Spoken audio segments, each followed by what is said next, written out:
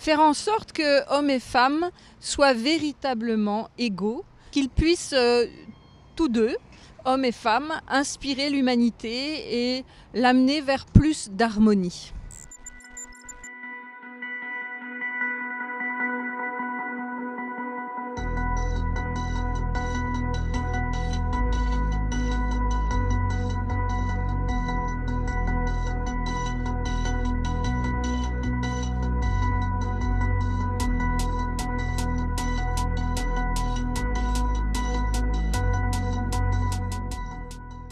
L'International Women's Forum est une organisation non gouvernementale qui existe à l'échelle planétaire. C'est une organisation, un réseau de femmes très engagées dans différents secteurs, à la fois de l'économie, mais aussi du secteur politique, administratif, dans tous les pays du monde. Aujourd'hui, l'International Women's Forum compte 7000 femmes dans plus d'une cinquantaine de pays. Donc c'est un grand réseau et j'ai eu la chance il y a quelques années d'être approchée par Madame Lucille Desjonquers qui avait souhaité donner une seconde vie, un nouveau souffle au chapitre français de l'International Women's Forum qui avait eu une très brève existence sous l'impulsion de Madame Simone Veil. Donc il y a quelques années, quelques femmes autour de Lucille Desjonquers, nous avons donné ce nouveau souffle à l'International Women's Forum en France et très proche de nos sœurs, entre guillemets, aux États-Unis, car ce réseau a été créé aux États-Unis il y a plus d'une cinquantaine d'années.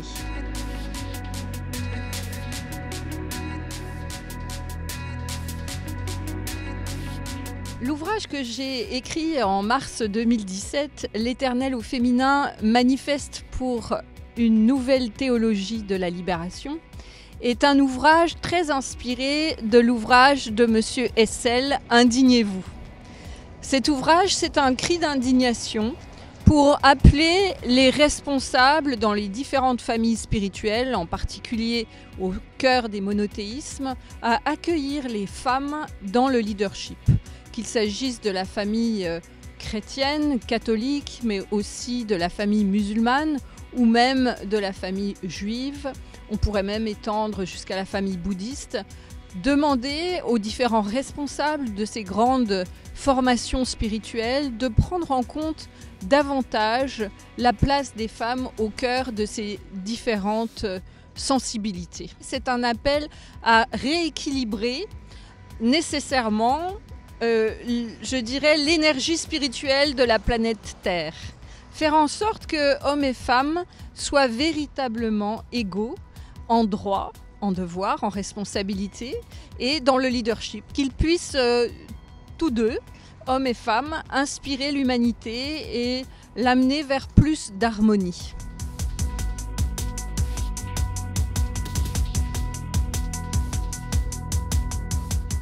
C'est de continuer à ouvrir toujours plus les portes des responsabilités diplomatiques aux femmes.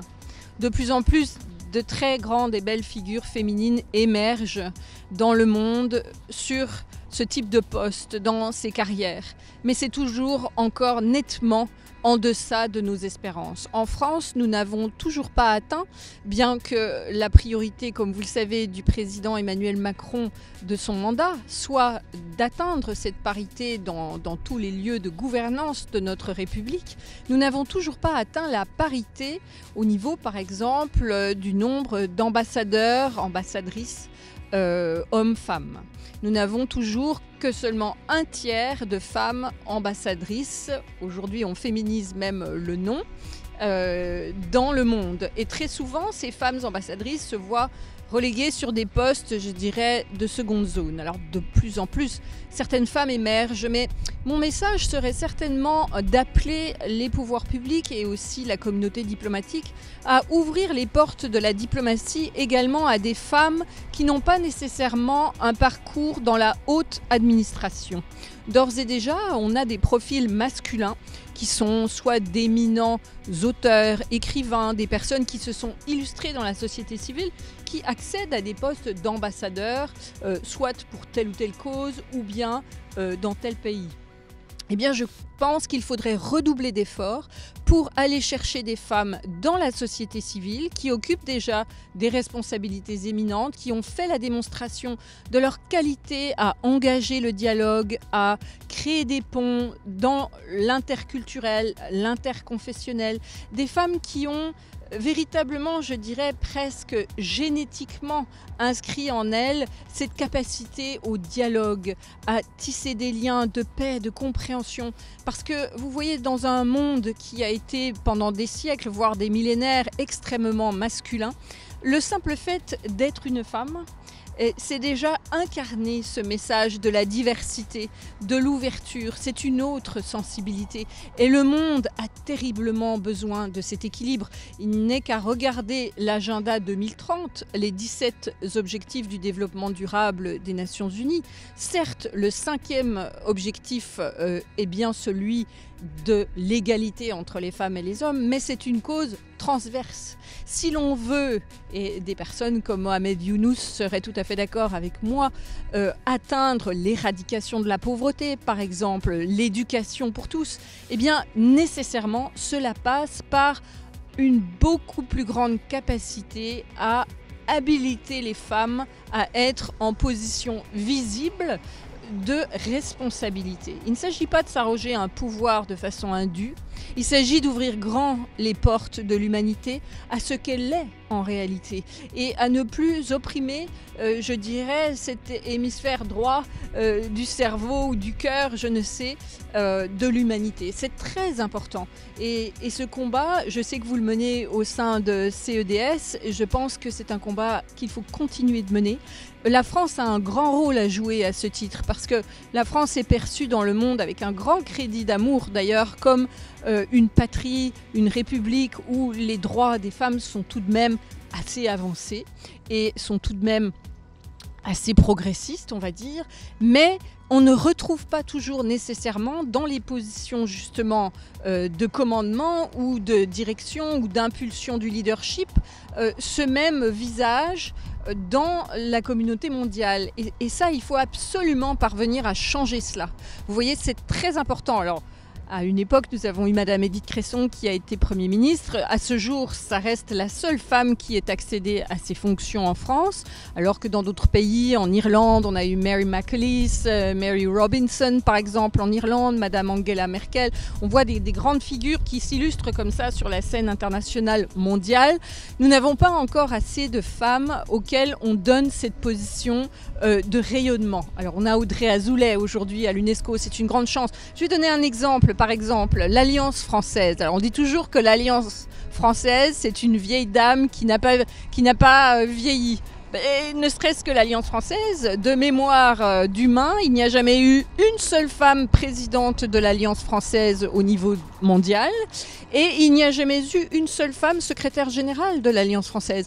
Cela doit changer parce qu'il y a beaucoup de femmes dans les alliances françaises dans le monde entier qui sont présidentes ou directrices et il n'y en a toujours pas assez certes, mais ce serait quand même un beau signal, se dire par exemple on ne va pas laisser passer 100 ans ou 200 ans sans jamais demander une sorte d'alternance, un homme, une femme. Ça, ce serait très bien par exemple. On pourrait imaginer cette formule pour éviter cet écueil qui consiste à reproduire systématiquement quelque part un profil type de dirigeant diplomatique. Il y a urgence à ce que cette diversité vraiment ait lieu et le 21e siècle, c'est le bon siècle pour atteindre cette plus grande diversité.